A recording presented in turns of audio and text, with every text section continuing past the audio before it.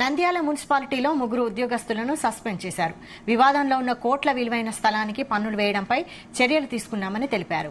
Municipal revenue అధికారులైన ఆర్వ Krishna, RI Ghulam Hussain, సచివాలయ అడ్మిన్ సుధాకర్ పై వేటు వేయడం జరుగుతుందని తెలిపారు.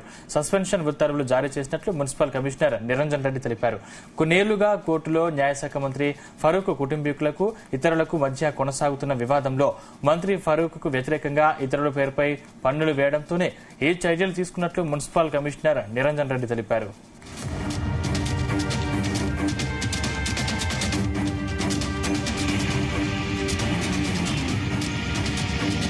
కొంత కోర్టులో వివాదం పెండింగ్ ఉండగా ఆ సర్వే నెంబర్కు సంబంధించిన స్థలానికి పన్ను విధించడం జరిగింది అని చెప్పేసి ఒక అభియోగం నా దృష్టికి రావడం జరిగింది. దాన్ని పరిశీలించేసి పన్ను విధించింది నిజమే అని నిర్ధారించుకుని ఆ పన్ను ఎవరైతే విధించారో దానికి సంబంధించిన సిబ్బంది మీద తగు చర్యలు తీసుకోవడం కోసం ముందు వాళ్ళని తాత్కాలికంగా విధుల నుంచి విడుదల చేయడం జరిగింది.